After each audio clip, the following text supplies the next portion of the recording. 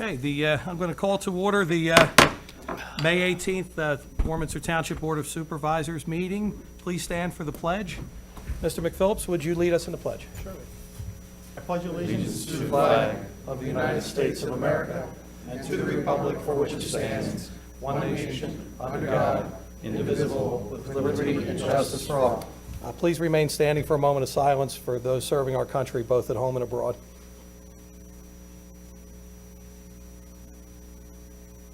Thank you. Okay, first up is announcements.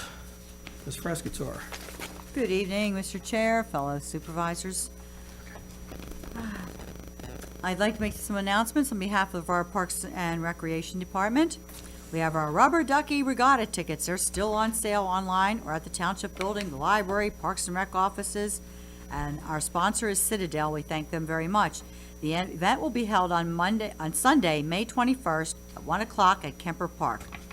The first 4 ducks to cross the finish line and the stream will win cash prizes. We invite families to bring a picnic lunch and join us. We will provide dessert. Tickets are $5 a duck or 5 ducks for $20. And I know Mark's got some available if you need You some. stole my thunder. Okay, the annual Memorial Day ceremony and parade will be held on Monday, May 29th, starting at 10 a.m. at our Warminster Township building. The parade will begin immediately following the ceremony. We also have a lot of tickets available, discount tickets, limited amount for Parks and Area attraction tickets. They're on sale at our Parks and Rec department. All the tickets should be on hand by late May. Discount premier movie tickets to Regal, Edwards, United Artists tickets are sold for $9.50. That's quite a bargain. All tickets are sold 9 a.m. to 4 p.m. Monday through Friday. Volunteers are still needed for community park pickup. Takes place in the township from April 1st to May 31st. Hours and dates are flexibles. We'll supply safety vests, trash bags, and gloves courtesy of PennDOT. Bucks County has announced, I don't know, I'm tongue-tied tonight, has announced that dog wardens will be going house to house checking for current dog licenses and rabies certificates. 2017 dog licenses may be purchased at the Parks and Rec office during business hours. We continue to take applications and renewals for the Bark Park. It will be held Tuesday, May 16th at 6:30. A wireless toolbox class will be held by Penn State ARL at the Chamber of Bristol Road on Friday, June 16th at 10 a.m. For more information on any of these items, contact the Parks and Rec office at 215-443-5428 or visit the Township website. And I'd also like to say I joined my fellow supervisors, Jason Crawley, Mark McKee, Brian Monroe, myself at the Penn State Association of Township Supervisors. We learned a lot, did a lot of reach out with their townships, learned what works for them, and it was a great event. And I just wanted to thank them for attending. And that's it all. Thank That's you, all I Ms. have. Frescator, and I look forward to seeing you in the water on Sunday. It's supposed to be warm. All right, I'll climb in. Mr. Monroe. I have none today. Thank you, Jay. Mr. McPhillips. No announcements tonight. Okay, moving right along. I just have a couple. We had an executive session prior to tonight's meeting to discuss personnel matters, and there will be an executive session on June 5th, 2017, to discuss union negotiations.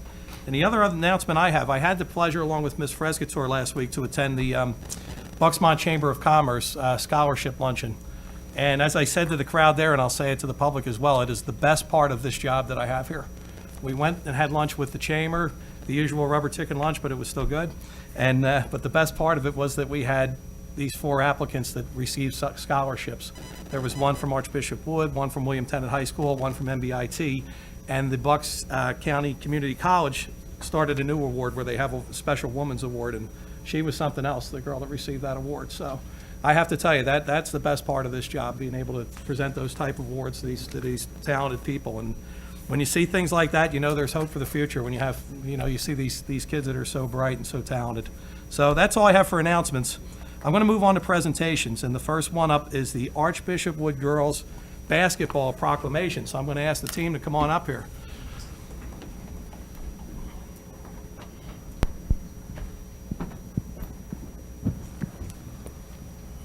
How are we, all right?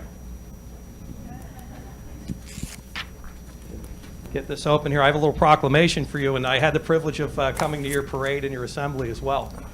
And I'm going to tell you something, not only can these girls play round ball, they're smart too. They're really, really exceptional. Guys are great. So I have a proclamation I want to read to you here on behalf of the township. Whereas the Archbishop Wood High School girls basketball team won the 2016-2017 PIAA Class 5A state championship by defeating its opponent, Trinity, 34-26. Whereas the Archbishop Wood High School Vikings girls basketball team previously won the PIAA District 12 title for the fourth consecutive year and concluded their season with a final record of 24-7. Whereas the Archbishop Wood High School Vikings girls basketball team are state champions for 2 consecutive years, the girls basketball team has won 5 state titles in the past 7 years. Very impressive. Every class has performed a state title in a state title game in every year of play with the Archbishop Wood girls basketball team. And whereas the girls basketball team has consistently fostered collaboration, initiative, and good sportsmanship while shaping the character of true champions, which is very, very, very true. The Archbishop Wood Girls High School basketball team has distinguished their school and the people of Warminster Township and Bucks County. Now be it resolved that we, the Warminster Township Board of Supervisors, on this, the 18th day of May, 2017, recognize the many accomplishments and achievements of the Archbishop Wood High School girls basketball team, culminating in the 2016-17 Pennsylvania Interscholastic Athletic Association Class 5 State Championship. Congratulations. That's for you. I'm going to ask Coach to come over and say a few words.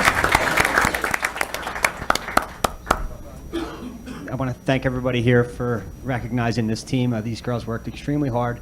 These are the 5 finest representatives of the team in their book. But the girls worked extremely hard. They're committed all season long, all year long, really, to get to that point. So thank you for the recognition. I appreciate it. I'm sure these girls do as well. And I hope you keep winning because I really like coming to your assemblies. It was a good time. Any of you want to say hello, folks at home? Awesome. Well, hey, thank you very much for coming, and once again, congratulations, and enjoy your summer as well. All right. Thank you. Thank you, Coach. Thank you. Congratulations, Coach.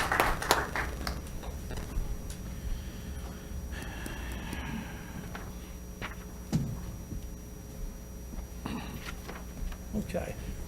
Our next agenda item, I'm going to switch things up a little. I'm going to ask the NATC Museum to do their presentation first, and then the Brad Fox presentation, because we want to take a recess after that for some pictures. So I know Mike McGuire's here, and I saw Mark in the back somewhere if you guys want to get started with your presentation. Good evening, supervisors and administrators.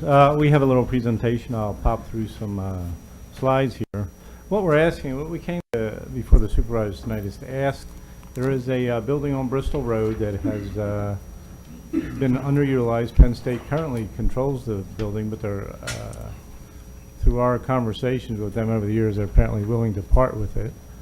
It needs a lot of work. It's we've got a laundry list of small issues with it, but we feel it's in a good, sound structural condition. So what we'd like to do is use that building to store artifacts and archives, especially archival material, photographs, film, research papers, all the work that was done for 50 years. There's a whole bunch of the stuff, and it would also give us a place, to solicit people to turn things in and be able to store them and be available for research. So why don't we go through some of these slides real quick. Do you want that? There's my Mike, I have this also if you need it. Do you need that? Yeah. where do I point this guy? It's the 2 buttons. On the side. There we go. Okay, so I already mentioned why we're here. Real quick, for those who are familiar with what we do, the Brewster Aeronautical Corporation was here in Warminster for a while, so that's part of what we cover with our museum. And then the Navy inherited that facility and turned it into the Naval Air Development Center, and a lot of neat technology was developed there. We trained our astronauts there. So it's pretty cool stuff, and that's what we're all about. There was a lot of developments there, some of the technology, real quick, they developed heart catheters there in the 1950s, portable EKG, the EKG patches that we, if you've had an EKG, those sticky patches, they had to develop them for the centrifuge. The black box when a plane crashes, The very first GPS system was put together in Warminster, so neat stuff. Our organization is a 501c3 nonprofit. We focus on educational STEM programs, historic preservation, and as a bonus, we get a little tourism out of if we ever get a museum up and running. So, our main areas are preserving those archives with a library, collecting exhibits and artifacts, and even preserving iconic NEDC structures. So it's not just the little stuff, it's the buildings that are around here, those kind of unique, odd buildings. We will invest our resources to help preserve those. Even things like the runway markings or the original fence, if there was any interest in preserving that, we would chip in and help out with that stuff. So kind of our immediate goals, we inherited this gondola, and prior to that we were kind of developing our museum, developing our educational programs. When we picked that up in 2011, it kind of changed the urgency. We suddenly had this thing that wouldn't fit in the building, we can't get it through any garage door, and it's rusting away. The Smithsonian had let it rust away for almost 50 years, and it's accelerating because in those years it lost its coating of paint. So now, we had a conservator look at it. It's in bad shape, and it's really going to be a very short time before that thing literally collapses. It weighs 10,000 pounds, with a lot of weight sitting on those rusting metal struts. And also, we need a home for these archives we've mentioned. We have a few samples. Mark, you want to bring some up? You could pass them around a bit while we're talking. A lot of support. We've reached out. We got a lot of partnerships with a lot of important people like the Smithsonian, the Pennsylvania Historic and Museum Commission. So we're well established. We've been at this 9 years now. Good sponsors. History Channel gave us $20,000 to bring that gondola up here and work on it. Other things have backed us. There's some of the art. What is an artifact? Well, photographs, documents, film, paintings. We actually have oil paintings that workers did, research reports. This is not, what we're proposing is not unheard of. Warminster and its 60-year plan, as far as historic preservation, talked a great deal about NEDC, about the need, and one of the goals of the township in that plan was to establish an NEDC museum. And I think the plan is about 10 years old now. And also, when the park was originally being developed and some of the concepts up on the upper edge, there was talk of, one of the thoughts was to have a local history museum. So this fits in with things, so there is precedent, prior precedent for this idea of doing something up in that area to preserve the history of NEDC. So I'll go through real quick some of our prior proposals. We offered a pavilion at one time, a picnic pavilion with all of our offers we're offering to donate something to Warminster, however they're conditional. And that's why we're here before the supervisors, because will you approve the conditions for our donation? We obviously donate a nice pavilion, probably $50,000, $60,000 pavilion, but the condition was we wanted to be able to put the gondola under it until it had a permanent home. Okay, this was not acted on. We did, we went out and got drawings made. We did hire an architect at Warminster's request to submit drawings for this, but it was never acted on. We followed that up with something a little more elaborate. I think there's also a nice image of that with some different shots on there. This was an all-glass pavilion. A lot pricier, obviously. It's custom made. This is about $100,000 in glass. Again, this didn't seem to gain any traction. So when we thought about the expense of this, just to cover the gondola, we thought, for the same amount of money, we could get a little more out, actually build an entire exhibition building. So we came back with a proposal to set aside and fence off 2 acres of land up along Bristol Road and include the aircraft tower building on mounted aircraft for tests. Use that for storage, and then somewhere in that acreage put up, a pole barn kind of prefab structure that could house not just the gondola but some other artifacts as well. Again, this kind of fizzled out for whatever reason, was not acted on. So, and we got the impression that perhaps this was thought to be a little too ambitious. So we decided to back off a bit. Instead of putting up a building, the next thought was just take existing structures that were there, clean them up. For example, building is up in the park where they used to mount aircraft that Parks and Rec currently use it for some storage. So we proposed maybe we could use it for storage, but perhaps convert it to a memorial in some way that The mount is still up there that mounts aircraft. It's still up on the roof covered with a small shroud. And these aircraft are now obsolete. I'm sure they're available. So you can literally go to the Navy and say, do you still have this? They're down at Pax River somewhere. This, and I think an F-18 was also configured. It was an iconic image of Warminster to have that upside down airplane. Everybody asks us why, and it's a very, so it kind of be, in our mind, a unique thought to create a memorial. Be a little pricey because it costs a lot of money to move an airplane and get it mounted. So we wouldn't put, that wouldn't be as high priority for us as other things, but nonetheless. And the building itself, I mean, you could clean it up. You could maybe put, take the insulation off and sheathe the building with granite, you know, where you can engrave names in it. Or even the patio around it, cover it with bricks and then engrave some names. For the gondola, we propose covering it with just a simple, this is the type of structure that our organization could erect ourselves, an S-style building which has straight sides and an arched roof. What you're looking at there on the right without glass is only about $12,000 to purchase. And we would put it where the gondola is right now because there's an existing foundation, so there's no expense of pouring concrete. You just simply assemble this and now you can protect the gondola. So that was an idea we had pitched. We also, since then, found a more traditional, I guess you would call it Olympia-style building, garage-looking thing in a similar price, similar size. We thought when we erected it, what we would do is replace the front with glass, or at least the garage door part, something so people could see the gondola, put some LED lighting in there to cast a glow on it. So that brings us to the present. None of these actions, all those were proposed at various times to Warminster. None were ever acted on. So this is kind of our last hurrah.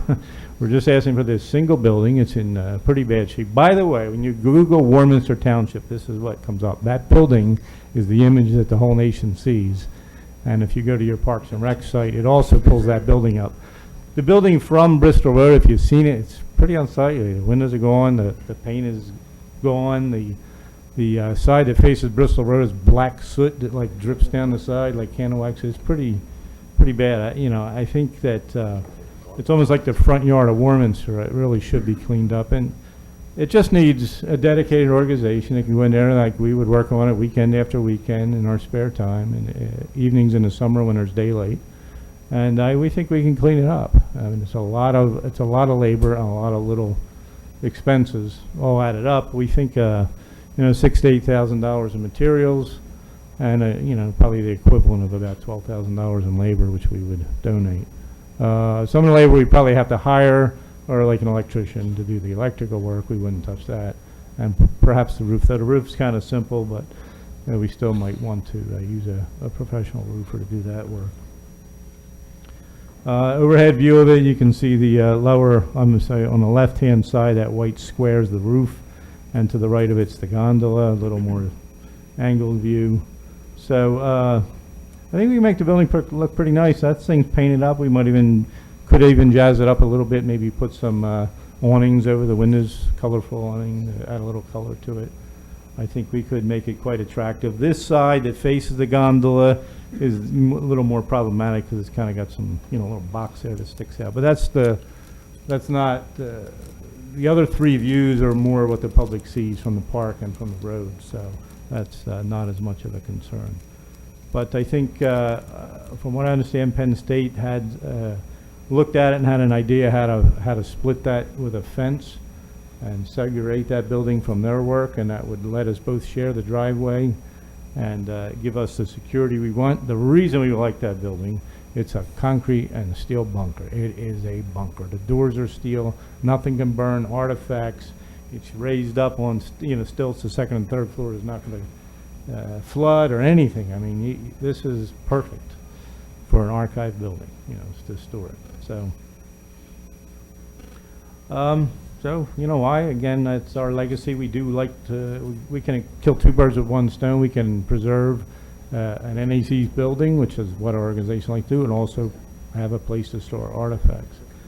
So we would donate all the labor and costs, but the condition we're asking for is that Warminster would allow us to, operate an archive center to store artifacts in that building. That's kind of the deal. Okay, so we back up. So that's basically the plan. We'd focus on the cosmetic appearance of the exterior and obviously to address most of the deficiencies in the inspection report. There were at least 80 deficiencies. The two categories we think we don't really need to address are the heating and air conditioning, because it's just a storage building. We're not going to heat or air condition initially. Down the road, if we should think we have artifacts that require environmental controls, maybe at that point we would invest the money and replace those systems. But initially, I don't think we need them. And as far as bringing it to ADA compliance, I mean, the stairs are welded into the building. They're slightly out of dimension. For example, the rise, the code requires 7 3/4 inch max. They're 8 inches. So they're a 1/4 inch too high. It's not significant, so we don't think that that's a concern. And certainly the public is not meant to go in the building. If you've ever been to an archive, the way they work is you go up to a desk and they have a catalog of what they have in their collection, and you ask to see something, and the archivist goes into the storage area and brings it out. The public never goes into the storage area. So that's how we would treat this, you know. Whether we would have, people would contact us if they're curious. Kids in high school, we're forever being contacted. I just did an interview in front of the gondola with a kid from Central Bucks. They're always, high school kids are researching what happened at NEDC, so. It's typical. So that's it. I mean, that's our presentation. If there's any question, be happy to answer them. I'm going to pass it over to Mr. Schuster to carry a little forward, and we can engage a little bit of discussion if the board chooses. All right, thank you, Mr. Chairman. Yeah, I asked them to come here and make this presentation tonight because they've put a lot of work, a lot of effort into all of this. Currently, the building sits unoccupied and unused, so I don't have any objections to doing this. I think it could be a positive thing for the community. The only thing that I will note, if the board is inclined and wants to give conceptual approval tonight, is we would have to go ahead and work with Penn State to go ahead and make the arrangements to open up this piece of property. And of course, we'd have to make an agreement with the museum to cover the liability issues, the access issues, a whole host of things. Obviously, there are some life safety issues with that building. We had a full report done. We'd have to talk about what is going to be required before the building is used. I would leave that more towards L&I and our inspectors to go ahead and give additional feedback. But those are things that we would work out in an agreement with Mr. Savona as well. So short of that, I don't have any issues with that. But again, we just have to work through those agreements. There would be some probably minimal legal expense involved in those agreements, but other than that, it would be a relatively straightforward exercise. I'd like to commend you for your determination to want to preserve these artifacts that are, relevant to Warminster and is part of our history. And a couple of questions that I have is, what would be your timeline in finishing the project? Well, I think to make it presentable, considering we typically would work mostly on weekends and, because some of us have day jobs, that limits the pace that we can work at. I think within 2 years we'd have a very presentable building. Okay. I think that's very reasonable. And you do have an agreement with Penn State in writing at this point? No, I think that the way this would work, Penn State currently operates that under a concessionaires agreement. This is a document that the Department of Interior insists on. They have a template. It's a fill in the blank. There's a couple areas where you add a little bit, but really they control the language, how much insurance you have to have, who clears the snow, that sort of thing. So Penn State already has that. So Penn State's agreement would be modified slightly to remove that building. Okay. And then, Right, so then that- there would be a second agreement. We would probably have to, if that's desired, we Right. could possibly do this without an agreement, but we would enter into then a concessionaires agreement that says we will preserve the building. The building was identified in the program of utilization, so there's no work needed there, just a concessionaires agreement, I Right, think. but that building would have to come off of Penn State's Correct. and onto ours. So, right, what he's referring to is because the property was given to the township by the Defense Department through the BRAC process, and it was done as a public benefit conveyance, it's under the jurisdiction of the Department of the Interior, and there are deed restrictions as to the use of the property. In order to allow us to effectively sublease it to, or lease it to Penn State, the agreement is called a concessionaire agreement, and that had to be approved by the Department of the Interior. if, what he's suggesting is that we are going to effectively remove that building from the scope of their agreement, then that will require Department of Interior approval. And then a new agreement would have to be approved by the Department of Interior for this use to effectively release that. And in what part does the township play into that, Greg? Well, we would have an We're agreement. with- signatories, we become signatories to that agreement. Oh, okay. It's, the agreement is, as he said, it's a form that the department insists upon that they aren't necessarily a party to, but they have to approve and before we can sign it. Okay, well, thank you, Mr. Savona, Mr. Schuster, and thank you here and giving this nice presentation. The only two questions or issues that I would have had with respect to this is, the first is, how does it factor in with our plans with respect to the park and to the properties that are down there? And to the best of my knowledge, for as long as that we've been talking about this, we haven't put anything forward with respect to it. So that pretty much answers that first question. The second question is whether or not you guys would do your due diligence and your appropriate follow-up. And I mean, the second I got elected, you know, you were right on it, and you came and you talked to me, and you That's a showed me- shocker. Yeah, it's and I was kind of told, like, I was oh, wondering why I haven't seen you in a while. it's like a rite of passage, and you know, you've been very persistent since I first met you, and from what I've heard before. So I have no doubt if this was put into your hands that you would do what you need to do. You know, we've worked hard. We've raised over $250,000 in 8 years, and we've done a lot of physical work, you know, so I'm confident we'll pull this off. I think it's stagnated long enough. I tell you, it's amazing when you think about it, all the history that took place here in Warminster. I mean, every astronaut who walked on the moon trained here in Warminster. And I feel that as a township, if we don't do our part in helping you with this project, there may come a day where that history is forgotten. So I completely support this. And I do as well. The only concerns I have are the costs associated that the township will have to incur. And we have to set some kind of ceiling that, I mean, I don't have no idea what the legal costs are going to be, or how about who eats the cost of the building inspections and things like that. Yeah, well, generally, I think we've familiar with the concessionaires agreement. We did prepare one in the past and submitted it for an earlier proposal. So it's, you know, I got the recent update. I'm in contact with John Barrett. He sent me the latest version. It's about a couple months old. So I would fill it out and submit it, and I think council would review it All right. and make any changes that are necessary, and that would. It won't cost Perhaps a brief meeting. It's a very brief review. Again, Interior prefers that you stick to their template because they also have a legal review they do. Right. And it takes, you know, 60 to 90 days. Right. And all their lawyers are brand new. None of them are familiar with these things. Right.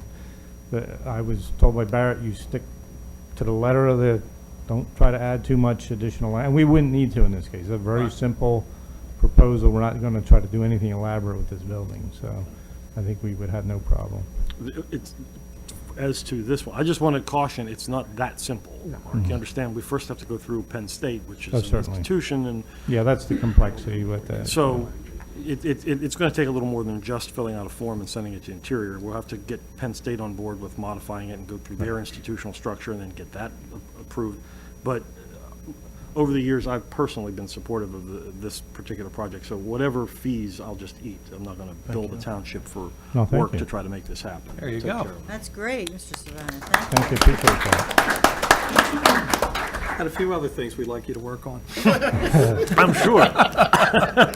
Another question, is there, does it seem that Penn State is willing to work with them to get this project together? Yeah, I think we have, over the last year or two, year and a half or so, had a discussion where I don't think Penn State has any plans programmatically No, for using this no. structure, so. And anything they do, like they have an antenna attached to the building, that, we don't care about that. No. We would still. We'd work that We would out. work with them. Obviously, the building casts security light on their compound. We would still want that lighting. And so there are some things we would have to, obviously, work together with them. This is something we've had, you know, that only Warminster has, like Mr. McPhillips said, every astronaut came here before they went to the moon, and it's something very special for Warminster, and I'd hate to lose that history. Yeah, we work with Penn So I State. work and you other- wish you sorry. the very best. Yeah, we work with Penn State in other capacity. They just gave us a nice grant in the fall. We went out to Steeltown High Spire School District spent 2 full days doing an engineering project with the 8th graders. So we, in many ways, we're tied in with Penn State. So. I do have another question as well. So just so I'm clear, so you're basically the building would be all your smaller historical items. The Yeah. gondola, you would probably put that structure up. The one that you Yeah, said was about we are trying 12,000. something. We just tried to cover it. We bought the heaviest duty tarp we could find. We tried that about 2 months ago. Ripped to shreds in no Yeah, I time. saw that. I mean, it's just, we need something, we'll keep evaluating, coming up with ideas on what we could do. We could always go back to one of those other structures. If that area was segregated off, then it would be a little easier. But And we can't just erect something because the township owns the land. We can't put Yeah, a well, I think structure we're up. doing the right thing by backing up and taking this incrementally. Yeah. So this is step one Yeah. in your long-range plan. Yeah. And I think the consensus of the board here is that we move forward with this. I'm in sure. agreement. I agree. All right, Mike. So you'll work with the staff and, Okay, so I guess the next step is what? Should we, We'll be in touch. okay. Very good then. Thank you all right, very much. thank you. Thank you. Thank you. Thank you, Mark. Sir? Oh, your pictures too, Mark. Okay, the next up is the Officer Brad Fox Run presentation. Our friend Darren Meehan and the Fox family are here to do a presentation. You want this, Darren? That's all right. It's not a presentation so much as a speech. Okay. And handing out money, which is good, too. Yeah, that's always good. I'm joined tonight by Tom and Kathy Fox, who are Brad's parents. We represent the Brad Fox 5K Foundation. For those of you who aren't familiar, Brad Fox was a Warminster resident. He went through the Centennial School District, served 2 tours of duty in Iraq with the United States Marine Corps, came home, became a police officer with the Plymouth Township Police Department, and was killed in action in April of 2012. After Brad was killed, September, yeah, sorry. Our first race, okay. Sorry, thanks, Tom. So April, after Brad was killed, we had our first 5K. This year was our 5th annual 5K. Our first 3 events were held at Warminster Community Park, and Karen Whitney was a big help for us, so thanks, Karen. The past 2 years, we've done it at Archbishop Wood so we could take advantage of the Officer Bradley M. Fox Memorial Highway, which is that stretch of York Road right in front of Wood. So tonight, we just want to give a recap of our event. We have some representatives from the Ronald McDonald House in Philadelphia. We're going to make a donation to them, as well as to a couple of other groups that aren't here tonight. But I wanted to start by thanking the entire Warminster Township. Greg, you've been a huge help. The supervisors have supported us from the start. The Warminster Police Department is a huge help. The fire department, the ambulance. I mean, everybody is very generous and very supportive in helping us to do everything that we can to raise money. And after this year's race, I'm proud to say that we've been able to donate more than $200,000 to a variety of different charities, and we couldn't do that if we didn't work as a community. And so our main message tonight is just thank you to all of Warminster. There's residences, there's businesses along York Road that are impacted by this. This year we really didn't have any complaints from anyone about it. They all just really recognized the value in it and understood that they did have to make maybe an adjustment for that hour, but almost without exception, everybody was very supportive. So we do want to thank everyone for that.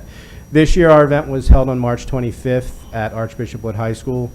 We had about 825 runners and walkers. It was a great day. We honored our fallen first responders and people from the armed services who've given their lives.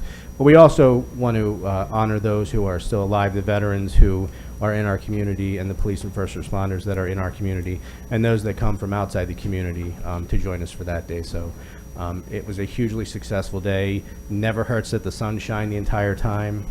That always makes it nice. And we had a good time at the Madison afterwards. And you know, it was a fun day. The It was wrap a up lot of fun. at the Madison was also very nice. The sunshine there as well, from what I heard.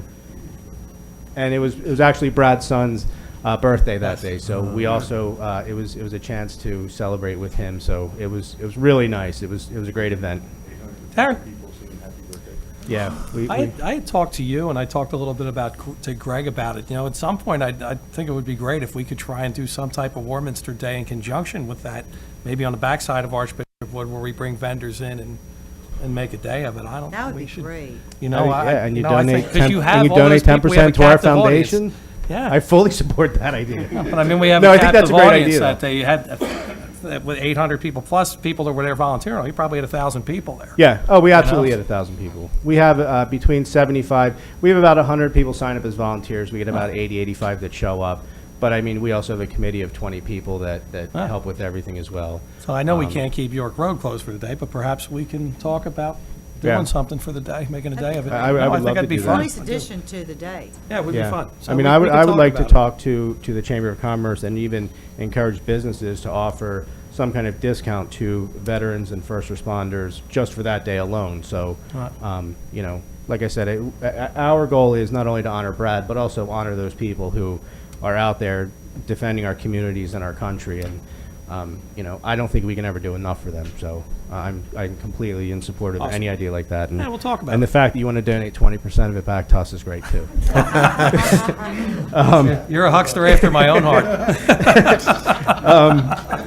So just to recap, as we committed to, we went door to door all up and down York Road 1 month before the event. We notified all the businesses. We notified all of the residents. We went to each door in each of the apartment complexes. We really this year tried to make sure that every single person was aware of it, and I think we did a good job with that. Yes. So that said, I do have two guests from the Philadelphia Ronald McDonald House. I have Anthony Stover and William Parks. I'd like to just give them a minute to talk about Oh, what they please do. do. Yeah, come we on. had a chance to go and meet with them at the Ronald McDonald House in January. It's an incredible cause, so if we can just give them a minute to tell what they Absolutely. do, and then I can give you a breakdown of the disbursements that we have for this year. Great, awesome, thank you. Good evening. Thank you for giving us an opportunity to share a little bit about what we do. We do impact your community specifically. We're set up, we're the house that love built, and we are the first Ronald McDonald House in the United States, in the world actually. Since then, there's been about 350 built, and what do? You know, it's the house that love built, and we're there to help families with sick children cope with what they're put up against. Nobody wants it, but you're stuck with it. Everybody's kind of familiar with the financial burden that you bear. You know, we give them rooms, we give them meals, we give them outlets while they're in treatment at the local hospitals. And thank God, we have some of the best hospitals in the world located in our region here in Philadelphia. So we've got quite a bit of people that come through. With that, we also try to help the families stay intact by giving them emotional support, by putting them in the company of other people who understand what they're going through. It may not be verbal, it may not be, you know, the standard communication, but there's a bond that people share when you're together, and they get that by being at the house.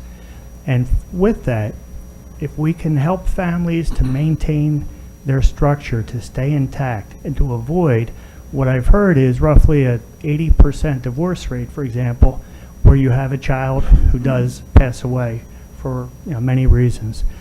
If we can give them the structure and tools and help them to stay intact, which is the soft benefits that we provide, then I think we're going to help them to heal as a family. And if they're healthy as a family, they're in a better position to help their child who's sick to heal as well. So thank you very much to the Brad Fox 5K Foundation. We can't do what we provide to people without the assistance of organizations and people like yourself. So thank you very much. Thank you. One last thing, just before I go, on our birthday, which is in the fall each year, we have a little promotion that we run, a fundraiser, it's always a fundraiser, called Show Your Stripes. And with that, I'm going to share with each of you either a tie or some socks that you can wear proudly at any Oh, time. you got some swag. So- All right. Show it proudly. Always up for that. Sure. But again, thank you and have a great night. No, thank you. Thank you. Okay, thanks. Thank you. Yeah, we went for Jason. As Anthony's taking us out, Bill's actually grew up in Warminster as well. Right So after the Phillies game. we brought him back home to give him a check. Thank you. Thank you, sir. I feel bad. I came Thank you. empty-handed. You make up for it later. Should all wear these All the right, last deal. meeting in December. Yeah, I mean, that's what least I just could do, said. give me Right, right. 25% of the cut from the Warminster Yeah, I Day. already said that. Go with the candy canes. Your December meeting, where it's already planned out. Come on now. Everybody wears your red and white tie in December. I got it from Johnny yesterday. And I got my socks. So just as a quick recap, this year we're able to donate $55,000, and that's part of that total $200,000. So this year the $55,000 we're donating $20,000 to the Philadelphia Ronald McDonald House. So we have a check for them tonight. It's not a big check, but I mean it's a big check. It's not like that 5-foot wide check or anything like that. We also are donating $10,000 to the Brad Fox Scholarship Fund at William Tennant, which is now the largest scholarship that's awarded every year at William Tennant. We are donating $10,000 to the Brad Fox Children's Fund. We're donating $10,000 to the family of Gabriel Lee, who was a firefighter from Philadelphia who passed away in the line of work. And we're also donating $5,000 to the Friends of Warminster Township Police Department K-9 unit, so to give them a hand as well. Awesome. All right. So again, thank you all. If you have questions, I'm happy to take questions. But again, thank you for all of your help. We can't do this if we're not a community. Thank you, Darren. You do an amazing job. Amazing. Thank you. I'm just gonna ask for a very brief recess, because I know Darren would like to take a few pictures with the Ronald McDonald House folks for, Yeah, with so I'm everybody. just gonna ask for a brief recess. Okay. Don't make them come to this one. Okay, we're going to reconvene our meeting. Next up on the agenda is the public comment. Township residents have the opportunity at this time to comment on any non-agenda items subject to a 5-minute guideline as recognized by the chair. Public comment, and I'm glad you're here because the first one up is going to be our old friend Scott DeRosa, former supervisor, and I always mention that when one's in the room, and I apologize for neglecting to do so before the meeting started. Thank you. Good evening, everyone. I'm here tonight to speak on behalf of the fire companies of Warminster and Hartsville. They every year they do a summer camp. It's a firefighter camp, and firefighter camp for 2017 will be Wednesdays, the month of July. It'll be July 5th, 12th, 19th, and 26th. It's going to be at the Hartsville Fire Company. What that is, and it's from 7 p.m. to 8:30 p.m. those nights in July. What that is, it's for anyone 14 years of age or older. They get to learn about what it'd be like to be a firefighter. I'll give you a brief description of it. The program is a joint effort by all the fire stations in Warminster and Warrington Townships to introduce young people to fire service. Participants will learn many things, including hose rolls, carries, packing, fire hydrant operations, fire pump connections, fire extinguisher operations, deluge gun operations, self-contained breathing apparatus, and many other basic skills. This is a hands-on program that will teach individual skills as well as team skills. The final night of the program will feature a simulated fire with all the attendees responding on the fire truck. If you ever considered being a volunteer firefighter, or if you considered a career in emergency services, this is a chance to try something out and see if you like it. And anybody that's interested, they can contact Ed Pfeiffer at 215-768-5214 or email at president93@hartsvillefc.org. Anyone that's 14 or 15 must have a parental consent form signed. This is actually a great program.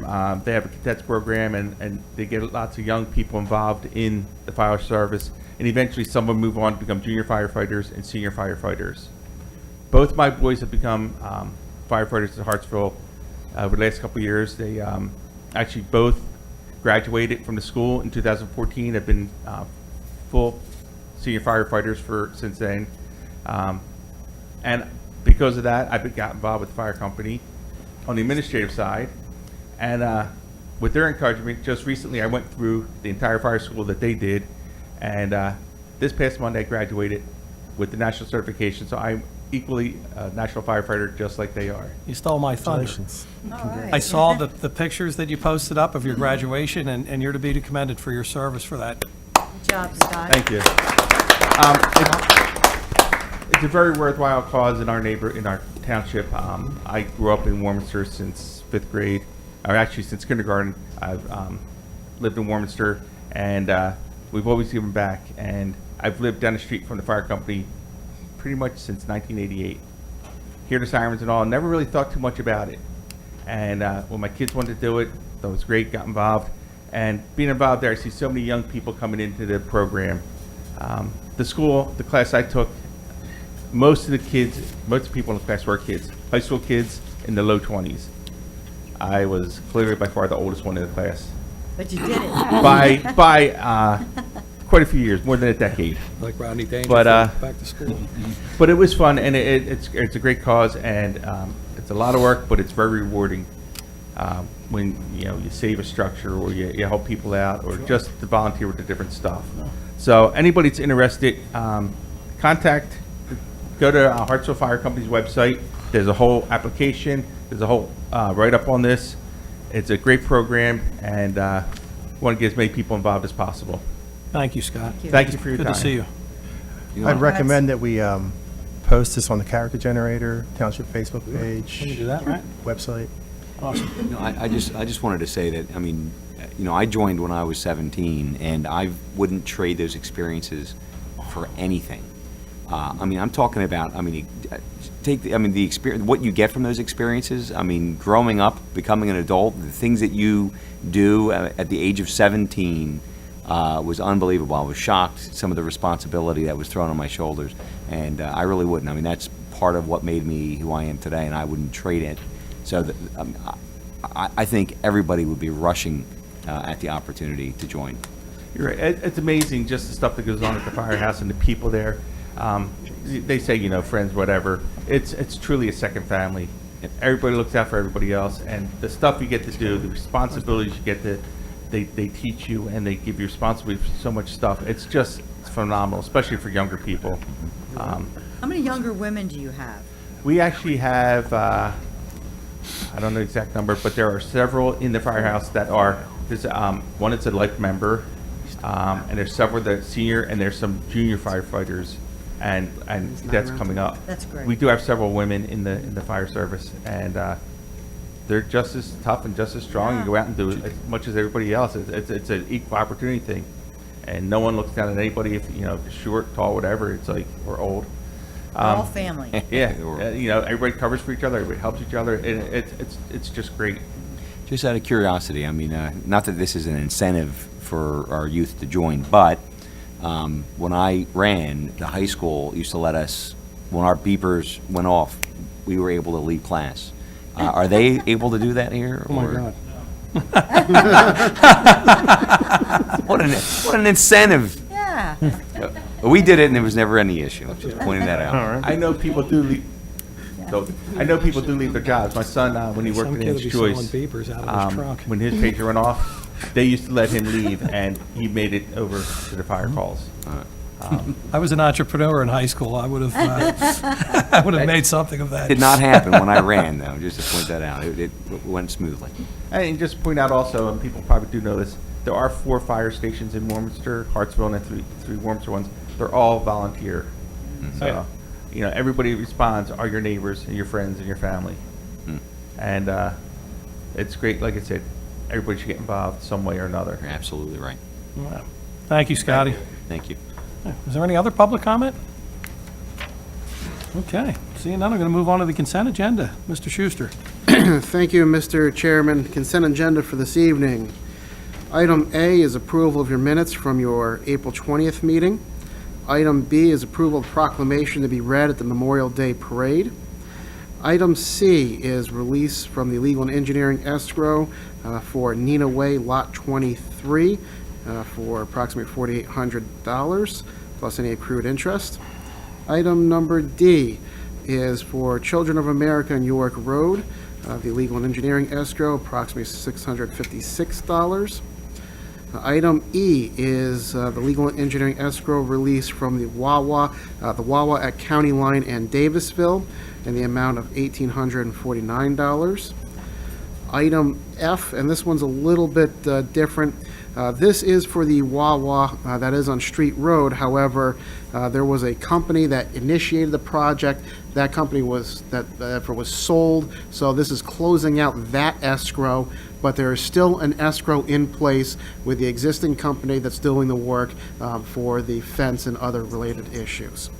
So that would be released in the amount of $5,022 from legal and engineering and $46 from their construction I account. don't want to interrupt, but there still is escrow. There still is escrow, 100% Get that question for today the from a Wawa, resident. yes. Item G is Taco Bell, 430 York Road, a release of $11,353 from legal and engineering escrow. Item H is U-Haul on York Road, a release in the amount of $1,106 from the legal and engineering escrow. Item I is going way back. This is continuing the effort to close out all escrows. This one goes back to 2004. This is a release in the amount of $2,744 from the legal and engineering escrow. This is for Co-Road Associates. Also releasing $11,128 from their construction escrow. It appears that anything that was required of them was accomplished way back when they did the project.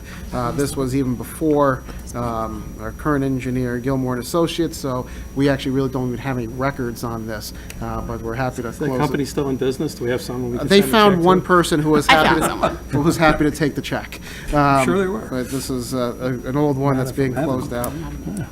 Yeah, it's not very often your township calls you out of the blue and says, I have a check for you. Item J is stationed at Bucks County East, release number 1 from their escrow in the amount of $1,632,735 as recommended by the engineer. Item K is stations at Bucks County West. That's release number 2 final in the amount of $96,596 as recommended by the engineer. Item L is 350 Newtown Court, release number 2 from their escrow in the amount of $23,251 as recommended by the engineer.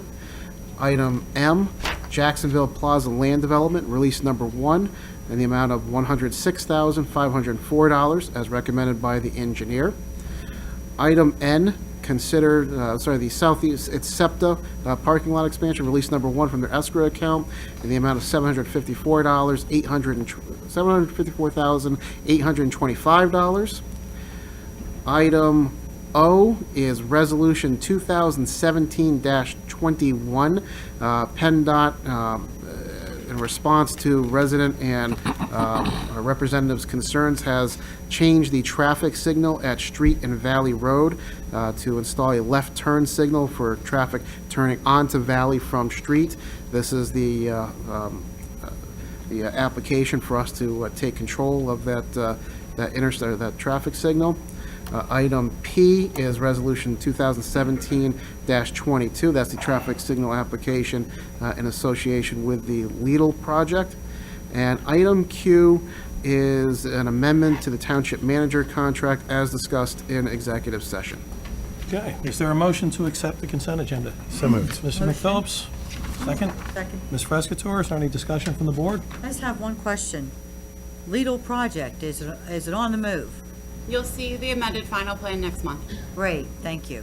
I'm getting questions from residents, thank you. Any other? That's it. Any from the public? Seeing none, I'll call the question. All in favor? Aye. The chair votes aye. Motion carries. Next up is the treasurer's report. Mr. Monroe. Thank you, Mr. Chair. Tonight, we have a supplemental bill bill list dated April 28th, 2017, in the amount of $388,211.56.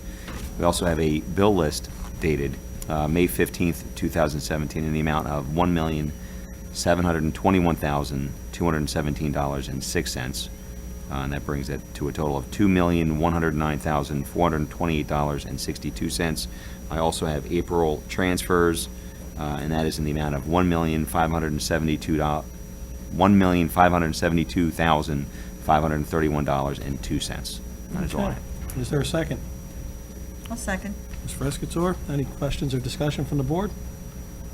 Any from the public?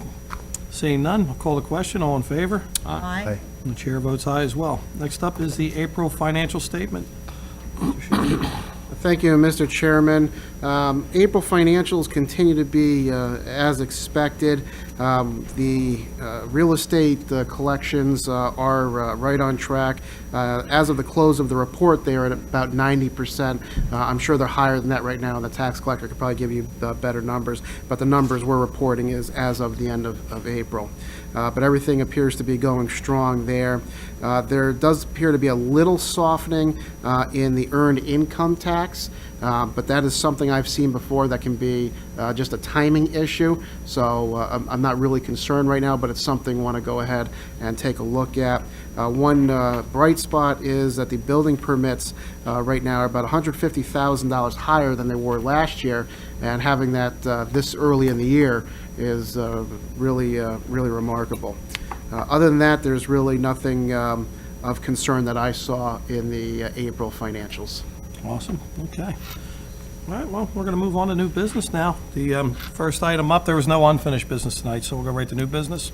Authorization to advertise ordinance prohibiting the use of tobacco products in recreational areas, parks, and playgrounds. Mr. Savona. Yes, Mr. Chairman, at the last meeting, the board directed the preparation of an ordinance to amend the township's code in order to create tobacco-free zones where no tobacco products would be permitted to be used in township recreational areas, parks, and playgrounds. To that end, the ordinance that you're being asked to authorize this evening does a number of things. First, it provides for definitions under Chapter 10, Part 2, to define tobacco products to include not just the traditional tobacco products that you would think of, chewing tobacco, cigarettes, snuff, but also to include electronic devices such as e-cigarettes, hookahs, or the like. That would expand the definition to cover any type of tobacco product. The second section amends Chapter 16, which is your park rules and regulations, Chapter 16, Section 117, to specifically prohibit the use of any tobacco products in any areas where children are present, including but not limited to playgrounds, picnic areas, trails, sports and athletic fields, the skate park, the dog park, sport courts, concert venues, natural areas, and waterways. The regulations would apply as stated. We also are amending Chapter 16, Section 122 to provide for violations and penalties. The current structure of the code is a little less clear than I would like it, that the violation of park rules subjects you to violations and penalties. So I'm just adding an additional section to clarify that, so that if anyone does engage in the use of those tobacco products, it would be subject to the penalties that are already provided under the code. Okay, so, You recommended a motion to authorize advertising the ordinance for adoption at your June meeting. hey, is there a motion? Motion. Second? Second. Any further discussion from the board on it? I mean, I know we had a lengthy discussion about it at the last meeting. I just wanted to say thank you to the board, because the Parks and Rec Department, I'm the liaison to that department, and it just makes common sense, and as Mr. McKee said, you know, even being a former smoker, it's just not a good thing for our children to be around, and I'm so happy that we're all in agreement to pass this tonight, so I want to thank all my fellow board members for wanting to do this. And I concur with Ms. Frescatore. I was given this by Ms. Whitney before the meeting. These are the signs that'll be posted in the park once the ordinance is adopted, so That's great. we'll get a chance to look at that. There you go. Perfect. So, there's any other discussion about this from the public? If not, I'm going to I've already called for the motion. I'll call the question. Aye. Aye. The chair votes aye. Motion carries for advertisement. We'll move forward with that. So that's a really good one. Very good. Okay. Item B, on new business, is authorization for township manager to enter into agreements with the ambulance services. Greg. Thank you, Mr. Chairman. I'm going to give a little bit of a lengthy explanation here, both for your benefit and for the benefit of the public. Ever since I've been here for the last year, we've been briefing the board on financial difficulties that the Warminster Ambulance Company has been going through. If you recall, through the budget you adopted in 2017, We took several steps to go ahead and help them. We provided them with fuel at no cost. We also forgave them some of their debt that they had outstanding so that they could keep more of the money that were generated through the real estate taxes. Unfortunately, those measures and other measures they have taken have not been successful. Over the last few weeks, we've been in contact with the Warminster ambulance, and they have indicated to us that they are basically reached the point where they're no longer financially viable. After several meetings, both with myself and our Emergency Services Director, Joe Velton, Emergency Management Director Joe Velton, we've come to a realization that unfortunately Warminster Ambulance is going to be unable to provide services effective June 1st or perhaps even sooner. As you know, I've been keeping you briefed on this matter over the last few weeks. It's certainly an unfortunate circumstance. No one wished this would happen. We all wanted nothing but success for Warminster Ambulance. They have served this community since, I believe, about 1960, so they have been around for a quite a long time. What we're looking to do right now, because of the situation that they're in and their impending closure, is to terminate our relationship with Warminster Ambulance and also enter an agreement with Central Bucks EMS. I do know Central Bucks and Warminster are talking, Warminster Ambulance are talking about how they can make a smooth transition. We're not party to those discussions because it's not a township, the township's not directly involved. For your information, Central Bucks EMS serves a number of municipalities. They serve Doylestown Borough and Township, Plumstead, Buckingham, New Britain Borough and Township, New Hope, Wrightstown, Solberry, and Upper Makefield. I have heard very positive things about them, and they are willing to come and step in and give us the same level of service that we were receiving before. So we're still working out the agreements both with Warminster Ambulance to terminate our current agreement with them and a new agreement with Central Bucks EMS. So unfortunately, I don't have those agreements in front of you, but I didn't want to wait because time is of the essence. So what I'm requesting from the board this evening is authorization from the Board of Supervisors with the advice and consent of the solicitor to enter agreements to terminate our relationship with Warminster Ambulance and enter into an agreement with Central Bucks EMS. Along with all this, I just want to reassure you and the public throughout all of this, we have had contingency plans in place. If there should be an issue with a service issue, we would be able to bring in another ambulance service right away. So I just want to reassure the public that one of the core functions of government is public safety, and ambulance is a big part of that. No one should be afraid to call 911 and the ambulance won't come. The systems are in place to deal with that. As I said, we have plenty of contingency plans, and we're ready to move forward with a new service. Okay. Thanks for that detailed report. Do you want to have any discussion on this, or should I call for the motion first, and then we can have some discussion? How about if I call for the motion first, and then the board has any comments, or the public will take them?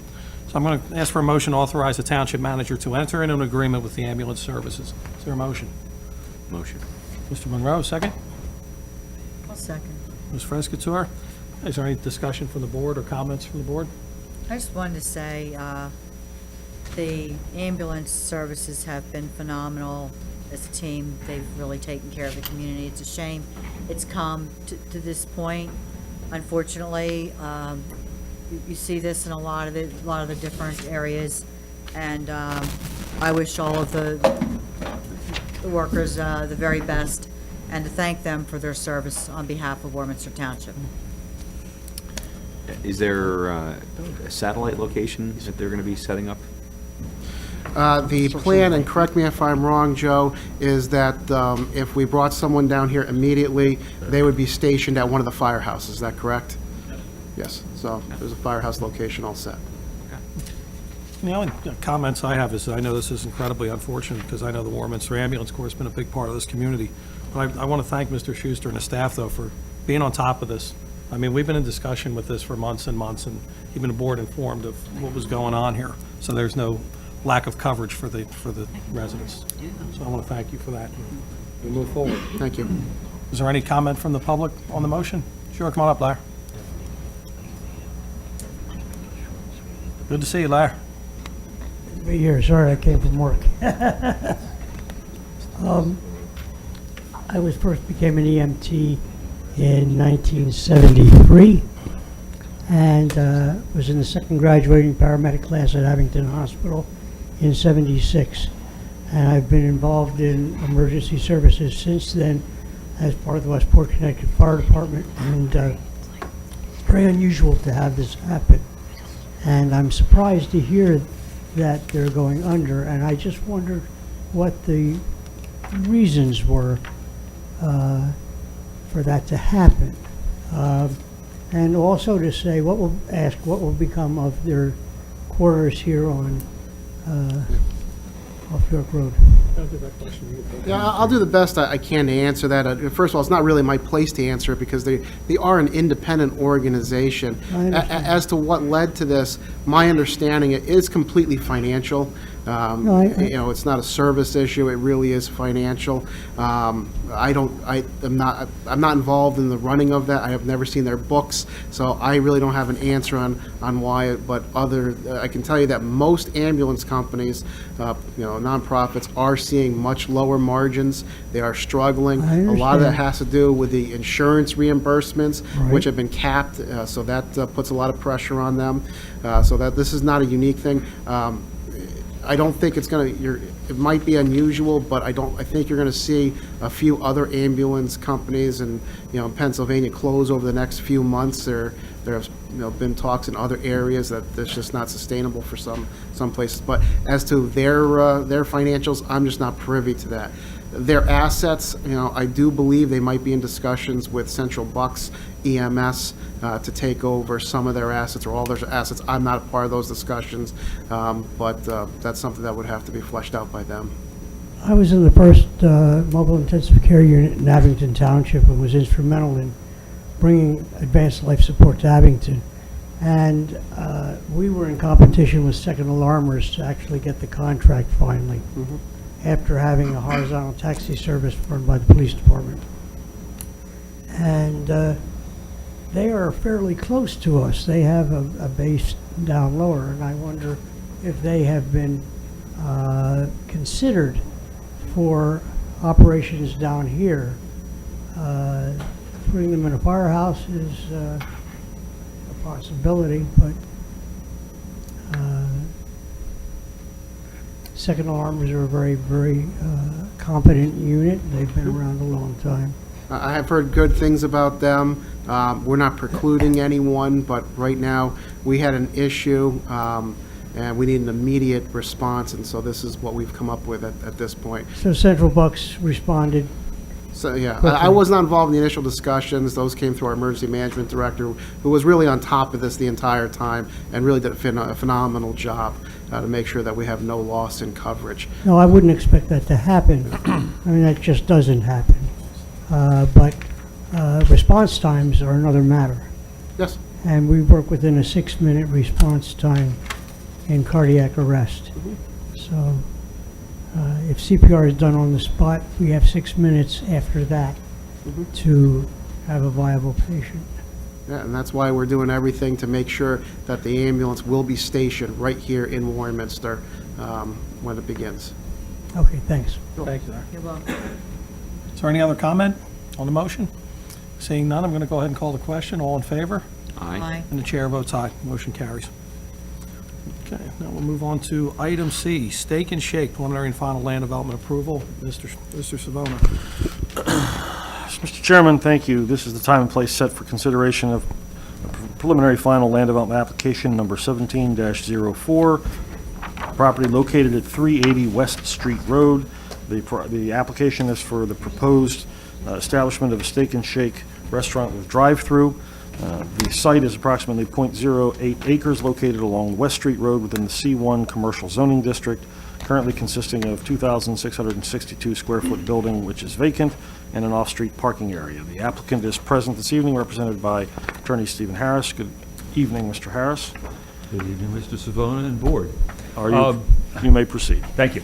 I'm here tonight with Charlie Sika, the developer of this particular project, and Larry Byrne, his engineer. And for those who aren't totally familiar with the street numbers, they are familiar with, this is the former Friendly's restaurant that has been vacant for many, many years. And the application is to renovate the existing building, add a drive-through window, and on the screen right now is basically an artist's rendering of what the building will look like after renovations. I freely will admit that I hadn't heard of Steak and Shake. However, your township engineer, Mr. Savona, tells me that when he was growing up in Pittsburgh, they were apparently where he spent his second home. So I'm told, and I have no Same reason. here. Okay, I have no reason to believe that Steak and Shake is not a very good organization that will be an asset to Warminster Township, not only because it's going to redevelop a vacant building, but because it is going to be a vital contributor to the community. And speaking for my client, we are anxious to increase those building permit fees and help you continue to set records in that regard. Now, I know that the board was looking forward to my reviewing item by item all of the review letters, but I'll disappoint you by saying that we went to the Planning Commission a week ago, and the Planning Commission made the following recommendation, even though we haven't seen it in writing. To recommend preliminary as final plan approval subject to the Gilmore review letter, the zoning officer's review letter. We had not received, and to this date, I don't believe we've received anything from the fire marshal. However, Mr. Byrne provided turning radii for all of the fire trucks and trucks that would be servicing that facility, and have shown that they all work with the pattern, the driveways, etc. So it may be that we don't get a letter from the fire marshal because he's satisfied. The Bucks County Planning Commission review letter, and insofar as they've recommended getting rid of burning bush, which is apparently an invasive species, that's will comply, and that will be replaced. And the Boucher and James letters. So those are all will complies. They recommended that the developer implement action from the gap study that was part of Gilmore's letter, and that gap study is currently underway and will be undertaken, and that deliveries be during non-peak hours, and that's a will comply as well. They granted all of the waiver requests that are reviewed in the Gilmore letter. The waiver from section 524.5.g, which is lighting. They recommended a partial waiver provided that the applicant meet the maximum permitted lighting level of 1/10 of a foot candle adjacent to residential uses along the southern property line. That's a will comply. And with regard to 524F, that's the hours of security lighting, and they recommended security lighting, or non-security lighting be extinguished between the hours of 11 p.m. and 7 a.m.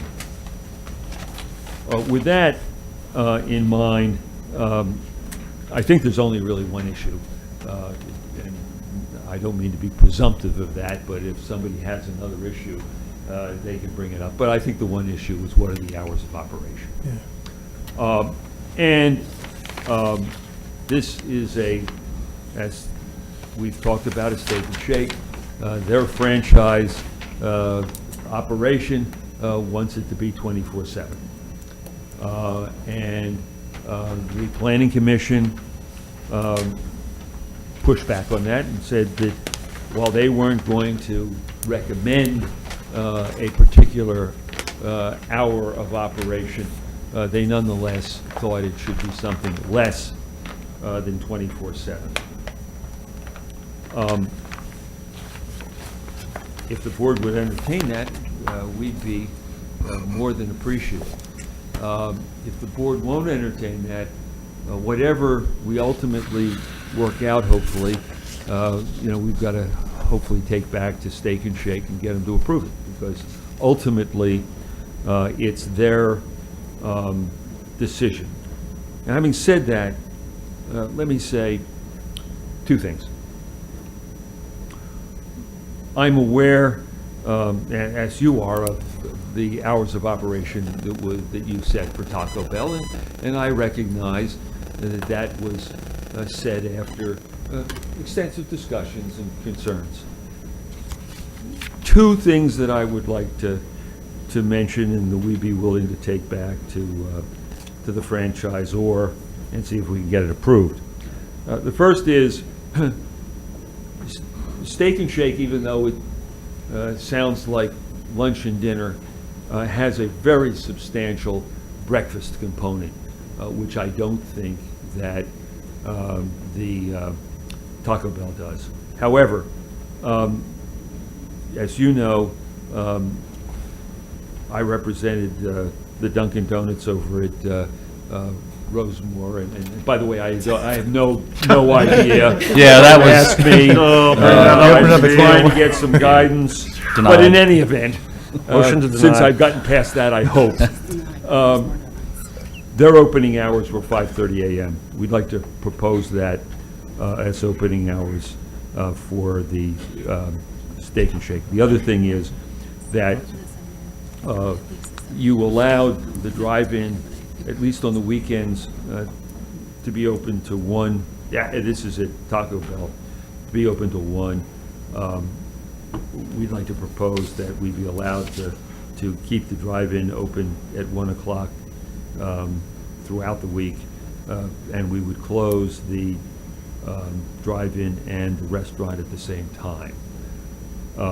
And so what we would hope is, and as I say, we've got to take it back and get it approved, but what we would ask you to do, if you were willing to do it, is to approve the preliminary as final plan, subject to compliance with the letters that I've outlined, compliance with the gap study, the condition that all deliveries be non-peak, the waivers that were listed with the clarifications on the lighting adjacent to residential properties, and the hours of the security lighting, with the understanding that it would be 5:30 to 1 in both the drive-through and the interior restaurant. So no differentiation between the restaurant and the drive-through? No. General hours of operation, 5:30 a.m. to Yep. 1 a.m., Monday through Sunday? Yep. And naturally, you have to take this back to court. Yep. But, I mean, we would be prepared, I mean, if you, there's another side of this. Come on up if you're going to speak. I think Larry needs a sidebar.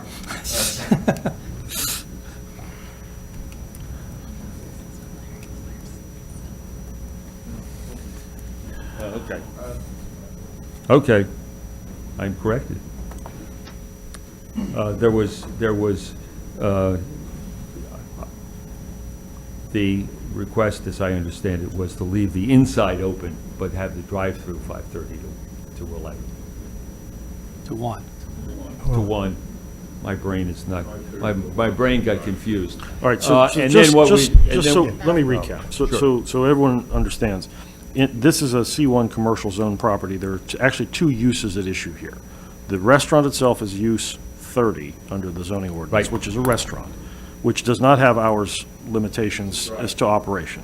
Right. The drive-through, which is use 80, has certain restrictions. It's also permitted in the C1, but one of the conditions of the approval is that the hours of operation must be set by the board as a condition of approval of the use.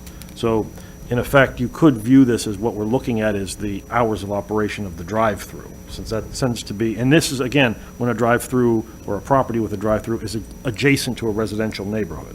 I think that the drafters of the zoning ordinance were sensitive to the idea that a drive-through would be disruptive and next to a neighborhood, so that's why the board has some discretion to set the hours. Yeah, and you know, I recognize that one has to recognize in considering this, that you're correct, that there are residential uses behind. They're zone commercial, but they are in fact residential uses. And I should mention one other thing. We talked about this in our sketch plan review with the Planning Commission. And that is, apparently the fence behind the Taco Bell has been pretty successful. And so we were encouraged at the sketch plan to use the same fence. We've agreed to do that. There was some question because there's 3 trees back there.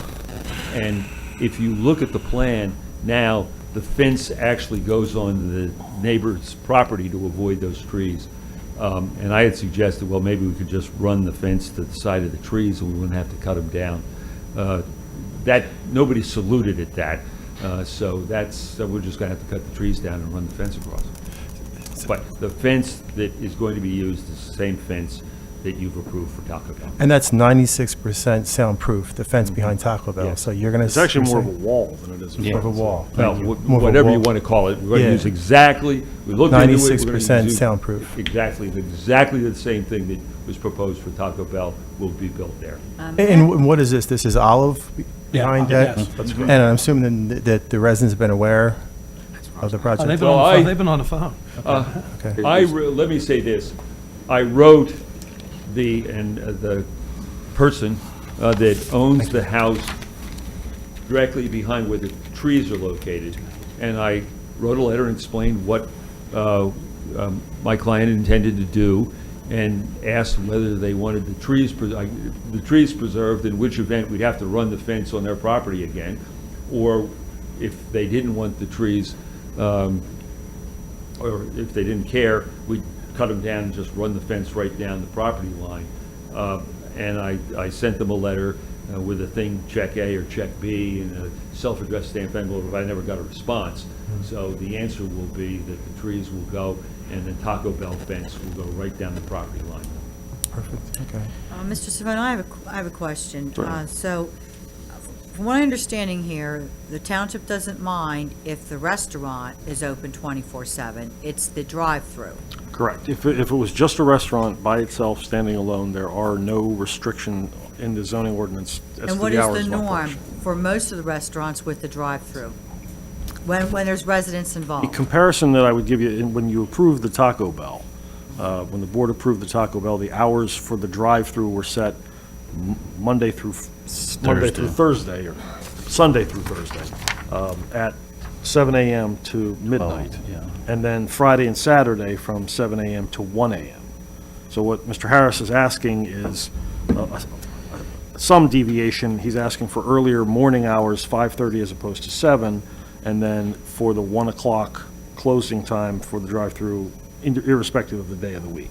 So it's basically an hour and a half more on the front end every day, and an hour more on the back end 5 days a week. And how would that affect the residents with that wall that they're putting up and all that? How would it affect the residents in any way? One would, I guess you could ask it this way: if the traffic is higher on the Friday and Saturday nights when it's open till 1 a.m., then it would probably be the most likely that would be the most chance of disruption. And during the week when it's open till 1 a.m., it's probably not as much traffic. So if our residents that live adjacent to the Taco Bell aren't calling in to complain about noise or other issues when that drive-through is open till 1 a.m., it's probably fairly indicative that the wall is keeping the sound insulated and the 1 a.m. hours aren't that much of a problem. Okay, so you feel that this would be fair to agree to, that, your recommendation? I don't really have a dog in the hunt. I think that what Mr. Harris is asking for is probably commercially reasonable, and given the experience with Taco Bell, I don't know that we've logged a lot of complaints. I haven't received any, I don't know. I haven't seen one. I haven't either. Yeah, I haven't heard anything. I'm okay with the change. I just say if if we reserve the right, like we do with any lighting or any other issues, that, there's a condition that we revisit that. Go with go what they propose, but, if you do start receiving complaints, and we haven't had any at Taco Bell, but maybe, there's a different scenario, sound travels differently, that you'd be open to at least evaluate it, and, it's part of your use approval. I've represented a lot of companies, a lot of businesses over the years. You've got to get along with the community in which you reside. I mean, if somebody calls up and says, look, the volume on the drive-through speaker is too loud, you got to do something about it. That was one of my concerns. Otherwise, Taco Bell's been great with that. That has worked out really well at Taco Bell. Otherwise, so. I mean, you're just opening yourself to a life of problems. So, I think it's a given that there's got to be a give and take between any business, and I don't care whether it's adjacent to a residence or some other business. You've got to be prepared as a business person to discuss those things, and I'm sure that my client is.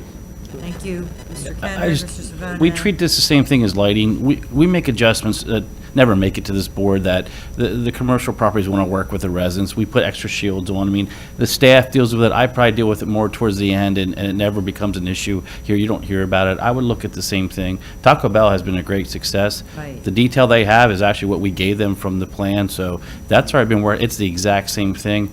If they could follow, what they did there, I'd also like to, because I'm going to want to be dealing with this, when you go try to cut those trees down, and I can't do anything once the saw goes, but everybody will get a call, the manager, Amanda, myself. I'd like to at least try to meet with them or someone at the township before those trees get cut down. That's a great suggestion. I hate, there's one thing I can't fix is the trees. I'll send, that's why I wrote the letter. I don't mind helping, because it'll be less headaches for the township staff later. I see a couple here. Are you the people that own it? Okay. Oh, we could have resolved it right there. I didn't know. You come to enough of these meetings, you look around, you wonder, who the heck is here?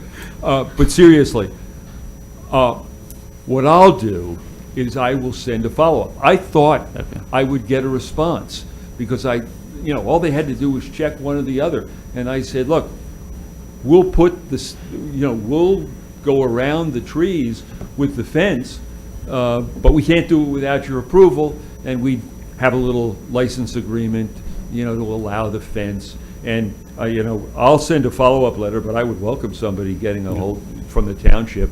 Why don't you send up a follow-up letter? I think, and that's something Amanda and I can do together, and I don't have a problem, once the design's done, I'd just rather just get that out of the way before and make sure that they're on record that, hey, cut the trees down. Yeah. And it saves a lot of headaches later on. I will copy the three of you on the letter so that you see. I'll send you a copy of the initial letter that I sent and follow it up with the copies. Because what I'm going to do is recommend also that, I know there was one waiver tied to those trees and tree replacement, that that there would, the fence has to go in, it's a requirement. It's not like you're just taking down trees. The ordinance, in fact, and the agreement to do the sound wall requires those 3 trees, that I would just waive and not require any tree fee for those. I don't think that's fair, and that's what the intent of the ordinance. So with that, it saves a few extra dollars for you to be diligent on getting some answers from the residents of what they want to do with it.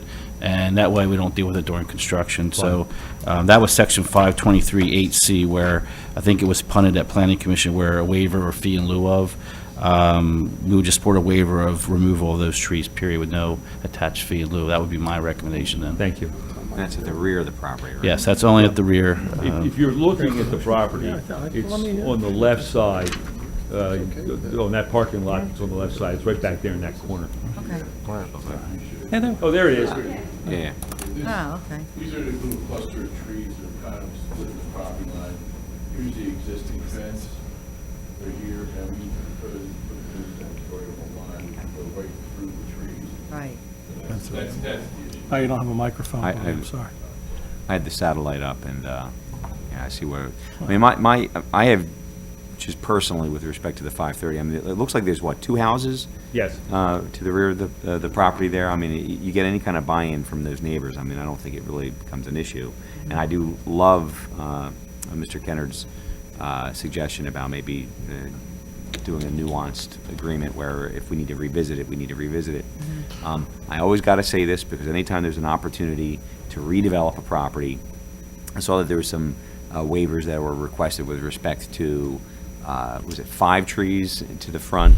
You wanted to kind of, no pun intended, but chop that down to 3 or something like that. I would I would say it a different way. We don't want to plant 3 more. Right. Because there isn't any room there. Yeah, I mean, if there's any way, and I always have, because anytime we have an opportunity to Green it up. touch any kind of redevelopment, that's one of the first things that always goes. So if there's any way that we can work on something. Can I ask Larry to come to the microphone? Yeah, unless you want this, Larry, whatever you want. And explain the... I'll talk from here. And Microphone, Larry. Over the microphone. Okay, yeah, sorry about that. This is the landscape plan for the project. And what we're proposing to do, and it's kind of just, it's not outright waivers from all the landscape requirements. I would just call them like partial waivers, because we can't physically put all the required plantings onto the site due to the existing conditions. So we're proposing extensive landscaping in this grass area here, combination of shrubs and bushes, landscaping along this line here too. There is none now. There's nothing there. We're proposing street trees, or trees, these 3 here.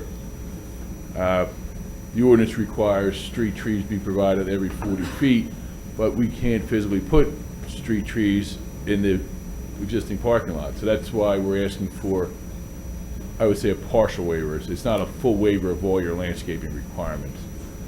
And, we have some landscaping around the little patio area here, as well as some bushes that we're proposing. And this is a brand new landscaped island, curved island, which is right now just all parking. And this would also be landscaped. And one of the comments that the township engineer did have was that we would add some additional plantings in here.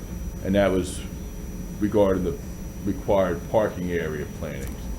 So I guess, because they're not all just outright waivers, they're partial. We're planning as much as we can is what we're trying to do. Okay, so I didn't know. I knew that you were going to be doing something with it's kind of was hard for me to tell from the schematic, but I know you were going to be doing something with respect to the parking lot, so I didn't know if you were going to be removing some of that. So you're saying that you're going to be adding the one island there. We're adding this big landscape island here, which defines the drive-through window. This is the drive-through here, so that defines that. And here's our bypass. So we're going to put this curved grassed areas as defining that, as well as this area in the back, which is all paved right now, where I'm. This is all going to be grassed. So we're going to be removing all that existing impervious immediately behind the existing Friendly's building, and this whole area is going to be grassed, except that's going to be a little walk-in freezer right there. But this would all be grassed, and we're actually removing, I think it's about 2,500 square feet of impervious surface from this site, replacing it with landscaped areas and lawn. It's going to look a lot better than it does now. Yeah, this is a fairly major renovation of this property. The parking lot is proposed to be all overlaid with new blacktop and new striping. So it's really going to sharpen it up. Is that and the front grassy area there? Are the 2 trees? Are they still at the site? And There's they a would tree stay there? here. There's two trees. They're like, I guess, original ornamental cherry trees that were probably planted back in 1973 when the Friendly's was originally built. We're proposing to leave them there. I don't know if they're ultimately going to stay with the new landscaping, but for right now we're proposing to leave them because they are there and they're ornamental cherry trees. So, and then we're proposing some additional trees here, and as I said, landscaping in the lawn area here, landscaping along here, and then some additional in the front. Okay, thank you. With all the recommendations that we've gotten from Mr. Kennard and Mr. Savona, I'm looking forward to this, and Steak and Shake is awesome, so we're all looking forward to having you come in. It's the first thing I did was pull up your menu, so I was, Yeah. the menu. Dan, you have anything you want to add? I'm looking forward to it as well. I mean, I want to thank you, the proprietor, for coming in here and bringing a business in that was a vacant business. My only concern was the noise, the drive-through. Got a call from a couple residents. I'm louder at 3 o'clock in the morning than I am right now, too. So they're worried about people screaming into the microphone at 3 in the morning, and then, quite frankly, I think they're right. So, I mean, if we can work that issue out, I don't have a problem with taking action tonight, provided we can come to that type of compromise with the corporate office, so. Okay. I mean, with that, I think I'm going to ask Mr. Savona to craft the motion. Very well. Understanding, Mr. Harris, if this is made a condition of approval, if there's some issue, you can come back to us and ask for a modification. But, Mr. Chairman, a motion would be in order, if the board's inclined, to approve the preliminary final land development application for Township Application 17-04 for the Steak and Shake proposed as discussed this evening. The application would be approved, subject to the applicant's compliance with all of the requirements contained in the Township Engineering Review Letter of April the 28th, 2017, the comments of the zoning officer in his review letter dated May 1st, 2017, the comments of the Bucks County Planning Commission dated May 5th, 2017, and the comments of the Township Planner dated February 2nd, 2017, except as otherwise waived by this approval. The applicant will be granted the waivers requested in the applicant's waiver letter dated, I'll forego reading it, dated May 8th, 2017, as requested, subject to the following conditions: that the applicant would not be required to pay a fee in lieu of the tree replacement under Section 523.8C of the Subdivision and Land Development Ordinance, that the applicant would dim the non-security lighting between the hours 11 p.m. and 7 a.m. under Section 524.5F, and that the applicant would, in all other respects, comply with all the terms, conditions, and provisions of the zoning ordinance and the subdivision and land development ordinance. With respect to the required hours of operation of the drive-in under Use 80 of the Township zoning ordinance, the applicant will be permitted to operate the drive-through during the hours of 5:30 a.m. to 1 a.m. Monday through Sunday, subject to the applicant's agreement to timely address any noise complaints from neighboring property owners that are addressed to the township. All of the terms and conditions of the approval will be set forth in an approval letter to be issued by the office of the township solicitor. That's it. Mr. Savona, the waiver of 524.5G was a partial waiver, that there would be no exceedance of the 1/10 of a foot candle along the residential property line, and that was something that we agreed to. We'll add that as a condition. Partial waiver, no exceedance over 1/10 of a foot candle. And just to, I think you did say you would comply with traffic section 526. You would prepare a gap study analysis, look if any restrictions are needed for left turns out, and if there are, that would be worked out with our office in PennDOT. That's correct. Which has happened in the past with some of the other commercial properties along that stretch of road. That study's underway right now, and Okay. that's an agreeable condition. Okay. Awesome.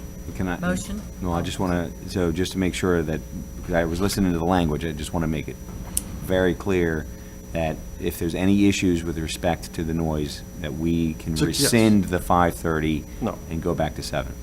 It's a condition of approval. If that's not, it would not be rescindable. If the applicant fails to address in a timely way the noise complaints and make adjustments to the satisfaction of the township to ameliorate the complaint, then it would be subject to the enforcement provisions under the municipality's planning code, which could include a court order or a civil citation at the magistrate's office. Okay. It's punishable by alternate remedies. Okay.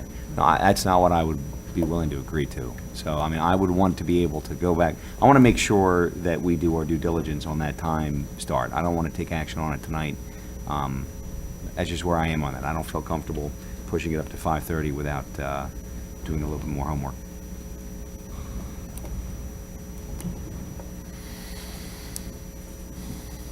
That was my understanding while we were discussing it, that if Well, there the was problem an is that issue... it becomes arbitrary. How do you know when it's not satisfactory, and when do you invoke the rescission of the hours?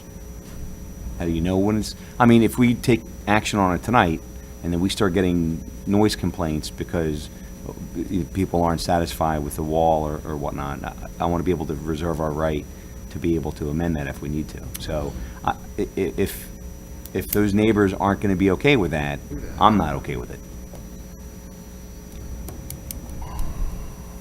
Well, we can't, I understand what you're saying, but at the same time, we're not going to know that until we're up and running. And we have, we have no problem with addressing any complaint. It doesn't have to be noise complaints, it can be lighting complaints, it can be we haven't kept the trees or the landscaping right. And if we don't address them to the satisfaction of the board issues an enforcement notice against us and takes the appropriate action. I doubt that you'll ever get to that point, but we need the approval to get to that point. Greg, didn't you say that you could revisit if there were issues? No, I suggested that, but Mike, how it's enforced is what Mike described. Typically, a condition of approval like this is it's not, once it's granted, it's made a note on the plan, it's made a condition of the approval, and it's subject to normal enforcement. Yeah. No, I mean. I was having a side conversation. I'm Right. sorry. It's not normal for us to impose conditions that are automatically rescindable without some judicial due process. Okay. So the issue that I'm trying to guard against is the authoritarian aspect of cutting off some granted property right without following the due process procedures in the MPC. Here's my issue. So if I live, if I was one of those two houses, Sure. Personally, I'm going to say no to the 5:30. I mean, I certainly, if this is going to be an issue for a month or 2 months or however long the issue is going to have to be resolved, if I'm getting up, working 9 to 5, I'm not going to want to be dealing with this at 5:30 in the morning. So I'm just saying is that, we got the materials, whatever it was a week ago, we got a chance to review it. And, I haven't talked to those neighbors. Has anybody talked to the neighbors about this specific issue? I mean, that's why I was willing to say okay with the 5:30 if I knew that it was going to be able to. I spoke to one neighbor, his main concern was the noise from the drive-through. And he wanted me to say, I really want this. I do. It's just a concern I have. And the wall will take care of that. And he was the only resident I heard from. Okay. And I think the wall, and just my own personal opinion, as you're entitled to yours, Mr. Monroe, is that I think cutting down on the hours of the drive-through is remedies. But I understand what you're saying as well, but I think what Mr. Schuster, Mr. Savona is saying, if the noise becomes a problem, we have other legal avenues that we can take. Right, including a per diem penalty of $500 a day for non-compliance, a court order to rescind or to restrict the use of. I got to say now, I understand. Couldn't we do 7 o'clock and then revisit it and move it up to 5:30 at a later time once we realize that the wall works and everything's nice and quiet and everything's going to be happy? Let me just say that, and I think somebody said it out loud, there's a commercial aspect of this. And I understand, Mr. Monroe, I understand what you're saying. On the other hand, this project has got to be able to make enough money to support this thing. And that breakfast element is an extremely important issue of the application. So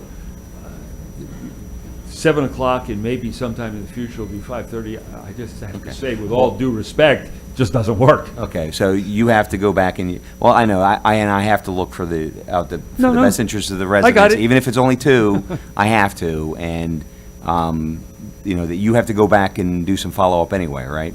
Well, we don't think, let me be blunt, if Steak and Shake says that ain't gonna work for us, I don't think that's gonna work for us. Mm-hmm. We've tried to say, what do we need to make this work? Right. Instead of coming in here and saying, well, unless you give us 24/7, we're gonna walk. We tried to figure out what would make this project work. So if Steak and Shake says, we can't live with that,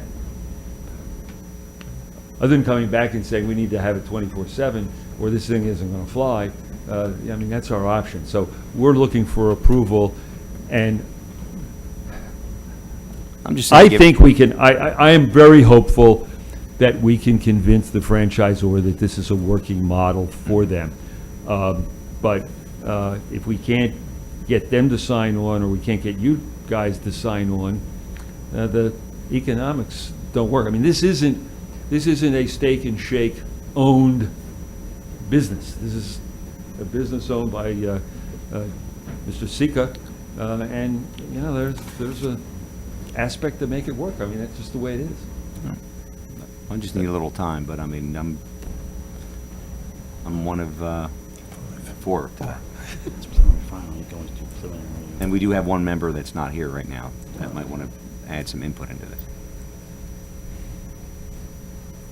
I think Mr. Savona has crafted a motion. I think I'm going to call the question. Let's take a vote and see where it goes. Did I make the motion already? You already made the motion? Went through the motion. I went through the motion already? Okay. No. Well, somebody has to make the Someone has to actual make motion. the motion. That's what I was asking. Right. No one- I so no one- stated the motion. I Mr. don't think it's been McPhillips, moved or and seconded. I'll second Okay. the motion. I know we've had discussion. Is there any from the public? Any input from the public on the motion? Sure, Larry, come on up. And if the board has any more discussion before we call the question, I'm perfectly fine with that. Having spent more than 4 years on the Delaware Valley Regional Planning Commission, And Larry, you've been around, buddy. I have been around. My man. When you get to be my age, maybe you could say the same thing. Noise from traffic is a resolvable subject. The most effective sound barrier is vegetative. And if you combine vegetative with a wall, I don't see why there can't be a way around the noise issue for the residents behind there. And it's been successful at Taco Bell. Well, I'm not that familiar with Taco Bell, so. But they put the same, what you're talking about. The things that concern me, actually, are the loss of the trees. We always sacrifice the trees, and the trees are important to the environment around here. And I wonder if there's some way to make that wall go around the trees They're on... trying with the residents, so. Well, it doesn't have to go on the south side, it can go on the northeast side of the tree. I mean, it's a small area. And if that area is planted also with sound-absorbing plants, it would absorb more sound. I mean, the sound comes from low. And to combine planting, a vegetative planting, would probably do more than just a wall. By the way, walls are very reflective, so the sound goes back toward the restaurant. The other thing is that we keep forgetting about the environmental aspects. We have flooding in this township, and I would love to see someone suggest that at least the places where the parking area is along the northeast and southwest side be done with permeable paving to relieve some of the flooding issues we have from these large surfaces. And it's not an expensive thing to do. They've done it over at Town Center in Warrington, and it's been very successful. That's all I have to say. Thanks, Larry. Okay, all right, well, I'm going to go ahead and call the question. If there's no more input from the public or the board. I just wanted to say, I mean, I had my concerns with the noise. They're willing to negotiate that they're not going to do the 24/7 with the drive-through. They've made the concessions. All the plantings that they're doing, I think, is going to help. The barrier that they did, it's been working with Taco Bell, so I'm satisfied, and so I'm okay with it. All right, well, I'm going to go ahead and call the question if there's no more comment. All in favor? Aye. The chair votes aye. Opposed? No. Mr. Monroe. So motion carries 3-1. No more milkshakes for you. Oh, no. I will be there. Before you go, Steve, I have one more question Yes, for you Bud. guys. We have a really nice parade rolling by that property next week, and the grass is like yay high. They already took care of it. What's that? I think they already took care of the grass, didn't they? Is it done? Okay. Yeah. All right. I Okay. just drove All by. right. I was. Good. Right. Well, Awesome. we anticipated that. No coupons for him. Yeah. I get double. Oh, okay. Brian. Mr. Monroe wants to cut the ribbon. Yeah. No. I was told no coupons for that. Okay. Thank you very much. And we, Brian, we appreciate it. Thank you, Larry. Thank you, gentlemen.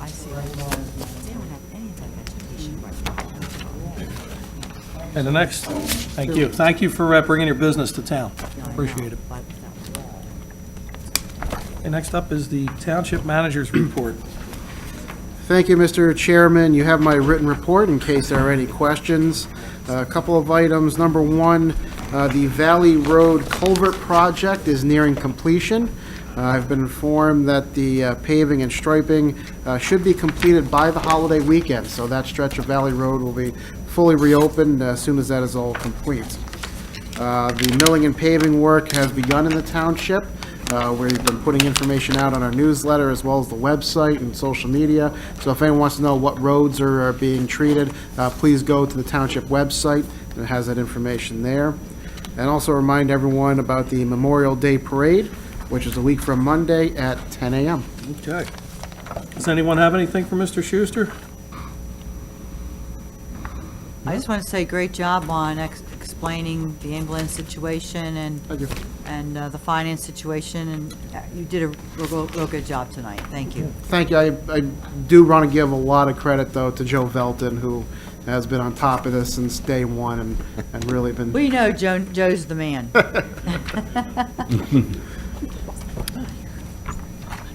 No more for Mr. Schuster. Next up is the Solicitor's Report. Mr. Savona? Mr. Chairman, likewise, the board has my written report. It's been relatively active in terms of the land development. I think over the last month or so, we've prepared development agreements for Home 2 Suites, Ann's Choice, Christ Home, I'm sorry, not Christ Homes, it's 300 Jacksonville Road, all of which are in process. Warminster Express has requested their development agreements, so those will be prepared shortly. We've also, I reported last month, we had a scheduled injunction hearing on April 28th for the property at 138 York Road. That's been continued by the court for failure to get the court order served on the defendant, who requires the order to be translated into Braille. For whatever reason, the court administration didn't get that served, so we're waiting for a new hearing date on that particular action. The only other matter of significance is the Shenandoah Woods property. As I reported last month, we tendered our offer for the purchase on March 27th. I did receive an email from Greg Preston, who's the director of the BRAC program and property disposition for the Navy, this past week, that his department internally had reviewed our proposal, formulated a recommendation, and then it was sent to the Office of the Secretary of the Navy for their review and sign off. So he was hopeful that he would have an answer back or a response back from us in the next few weeks. So other than that, I'll defer any of the land development details to Mr. Kennard, and unless the board has any questions, that's my report. I just have one question. Does it look good for us with the Navy and the Shenandoah Woods? I hope so.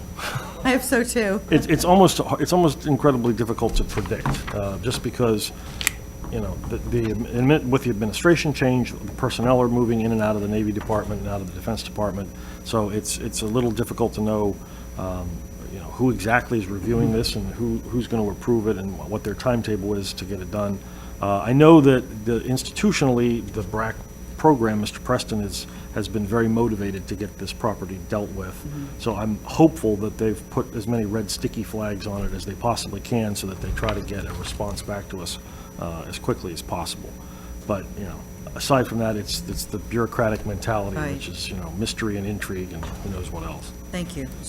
One thing, if I could add to that, just so you're all aware, myself and our planner, Judy Goldstein, we've been working with the state officials on getting a Greenways grant, which could be up to $250,000 for the acquisition of Shenandoah Woods.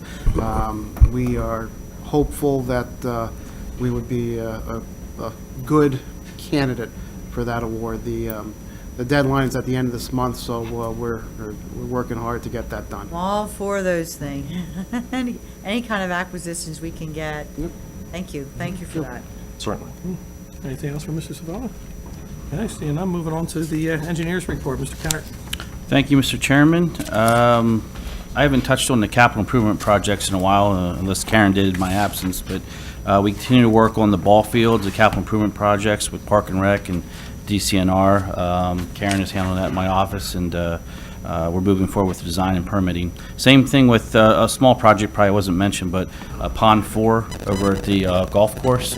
We're working with the township staff and also DEP on permitting to repair the spillway at Pond 4. So very small project, but you know, something we're trying to improve, and it will help with all the stormwater management facilities, and also improve the golf course. I think Mike touched on all the projects that are ready to go for construction. Some actually got started early, had a pre-con meeting, staff approval. I brought with me tonight Ann's Choice record plans. I got the Long Stress School property record plans with me tonight for signature, along with 300 or 280 Jacksonville Road project. And also, and my thumb was over, the Warminster Express project as well. I have those record plans. Also then scheduled for Planning Commission, unless Amanda has anything else to add. Well, first of all, the board will be seeing Bucks Bagel. Finally, they got their zoning approval. Yes, so your June 15th meeting, we'll see Bucks Bagel. You will also see, as Amanda mentioned before, the amended final plans for Lidl. They have a couple minor things to change, and I still think they're looking not to start till the end of the year. They've actually submitted the building plans already, so I think they want to probably start construction towards the end of the year, but you will see that at your next board meeting. You will also... Their amended plan is something to do with traffic flow? Traffic flow, stormwater modification as well. So they need 2 additional waivers. They're making some changes to the traffic flow. Internal circulation. We had a staff meeting. It was very productive. There's good changes, and that should, breeze right through. And then one other project that will go before Planning Commission, next meeting, May 23rd, and board, I assume Planning Commission will be supporting the project, will be renovation of the Burger King over on Street Road. They're not doing a complete tear down, they're doing modifications, small addition in the back, they're improving the playground. Nice improvement is to circulation, greening up a little more green space, minor, but it's still greener. The Planning Commission will see that at the next meeting, and the board, you'll see that in June. They have So- some competition now, so they got Yeah. to spruce it up. All right. And the last one here that was added was Giuseppe's Restaurant. You will see amended final plan, same layout, obviously, everything's already there, but that will include probably additional parking out front with additional landscaping and buffering, and also, I guess, the tear down of the house will be part of that, which I know I've gotten several calls on. Most people are looking forward to the additional parking, successful business. And I'm asked, will there be additional screening and buffering along Street Road? And yes, there will be. So Gotcha. I've received plenty of calls on that already, that the plans are under review. And that will be in front of you, just the board for amended final. I think most people are aware, what's been keeping me busy the last couple of weeks is the Wawa back at Street and Burns, part of the court-approved plan, and it was quite a process to get there. But they started construction on the fence. We've been out there. I've been in contact with the residents probably every other day. There's been good cooperations. Mr. Kenner took me on a class trip Yeah, out there like this morning. Mr. Took me McKee on got a class tour trip, today. Chaperoned me out there this morning for a little So while. he was actually my protection for a while. So, but hopefully within a month here, you'll see that What, done. that and wrapped up. fence is an amazing structure. I mean, that is 10-foot high, solid fence. I mean, that is, and what was the cost that you told me? $180 a foot. Yeah. Wow. 630 feet, $115,000. Everybody should be very happy with this. Reinforced steel. It's your decking, your Trex that you would put on Didn't talk about the solar 10 post cap yet. 10 feet high. Landscaping that they did looks amazing. Actually, the back Oh, of it does, by the the back way, of the yeah. wall has been cleaned up. Every time I'm out there, I try to reinforce some things, but we're trying to try to watch with the white pines in the back and preserving those. There is obviously some disturbance, but overall, I'm pretty happy with the way things are going. So that's all I have, Mr. Chairman. I have something for you. Someone had asked me about today at the Hart School project. They're telling me there's a good bit of standing water in the basin. They're concerned about it's getting hot out now, mosquitoes. I can have that looked at, and if it's a conservation district issue, we'll notify them, but we'll first make a first inspection. Right. It's acting as a sediment basin, so it's supposed to hold back water. Right, that's what I kind of explained to them. But there could be easily clogged. They get clogged, and it's Right. either a maintenance issue or if there's another issue, we'll get the conservation district involved and the contractor as well.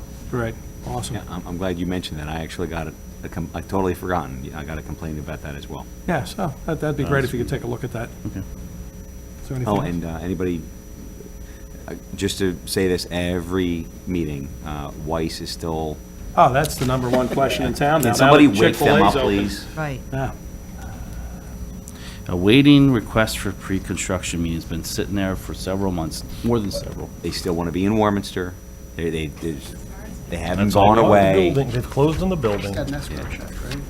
Development agreements are prepared, negotiated, and done. Yeah, their We money. just recently We've got got an escrow escrow money. check replenishing their fund. So That's an indication that they the plan to last stay. that I had heard from anybody, and I only know this because I'll say it, I'm vice president of the board for Bucks County Habitat for Humanity, and we've been looking at different locations for a restore.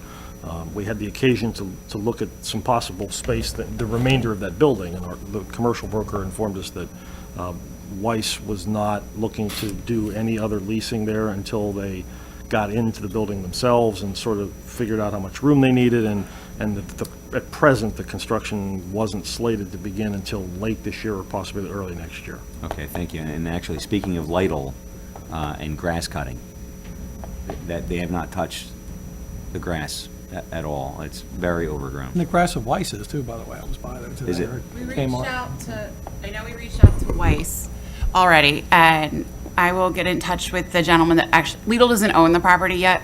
I will get in touch with the gentleman that owns the property. He currently lives in New York, so we will reach out to him.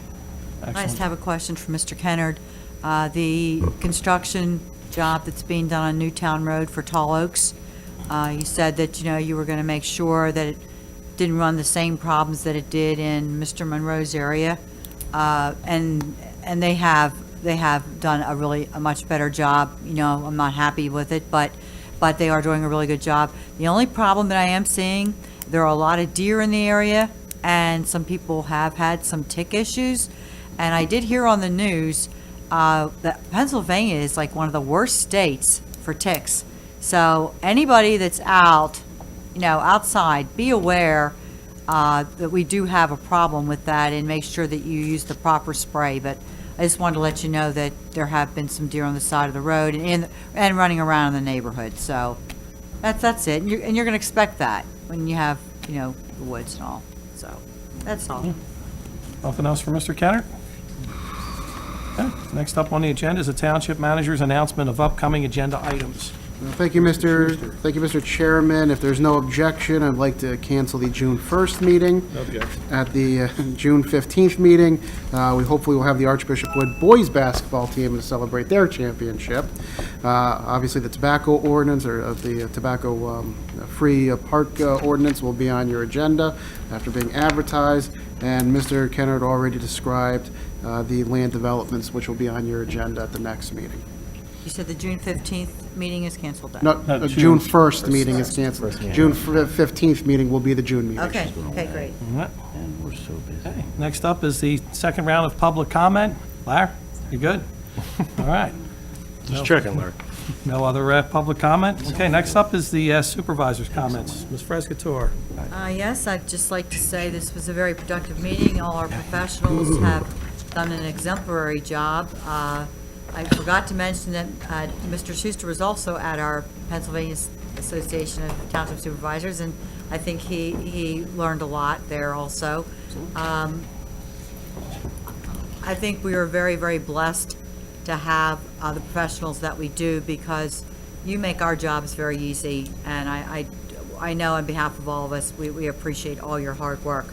Did want to announce to the residents, our Comprehensive Plan Subcommittee Board had a meeting on Monday evening, and only 9 residents showed. I want you to know that this is the Comprehensive Plan Subcommittee. We are planning what our township is going to look like years down the road, with our open space, perhaps a town square, having wetlands, greening up the township, and Mr. Kennard has been doing a phenomenal job making sure that these businesses green up, having sidewalks put in. We want your input.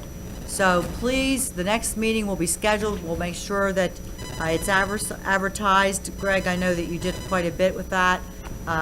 Maybe we could do more, but I would like to see as many residents show up as possible, so you have input in what your township is going to be down the road, okay? So I thank you for that. And that's all I have, Mr. McKee. Mr. Monroe? I have no comment other than asking, when do we go away from the suits? Ah, you took my thunder again. Oh, I'm sorry, no, I Yeah. didn't say anything about that, I have no comment. Next month, June. Yes, we'll go to casual attire for the summer. Nice, nice. Mr. McPhillips? Just hope everyone has a happy Memorial Day, and usually don't talk politics at meetings, but I just wanted to congratulate Mr. McKee on your victory on Tuesday. Thank you. Job well done. Thank you. Thank you. I just have one announcement and just a brief statement is I meant to announce earlier, I was at the Mission Barbecue grand opening the other day on Monday. And what a phenomenal company they are and how pleased I am to have them in our town. What a phenomenal company they are, that they do an amazing amount of work for the veterans, the VFWs, the American Legion's Post. And I didn't know this till the other day, at noon every day, they play the national anthem in their store, and the employees all stop what they're doing. And yeah, I think to be an American, that's terrific. And the other brief thing I want to mention, and as Dan said, I detest talking politics in this building. But I have to answer one thing. A lot of letters went out to Township and all, and that's all political banter, and it's all fine during election season, and I get it, and I'm okay with it. But one letter in particular went out to the residents of Warminster that I want to start off by saying that I guess I'll finish, but let me finish my statement about that I put my personal interest ahead of the interest of this township, and that cannot be further from the truth. I had a 1.5-year-long battle with cancer that cut my career short as a drywall finisher. But the good part of that is that I've had the good fortune of being financially secure. And I don't have a self-interest. I'm not looking for a job. I'm not running for another office. I enjoy being a township supervisor, and I love going to the ribbon cuttings. I love going to these meetings, or these, like Kathy and I went to luncheons and things like that, and naturally I eat too much at them as well. But that's all I have to say, and I don't want to go any further with it, so I will call for ask for a motion to adjourn. So moved. Thank you. So you're gonna get to sign those? I had to do that.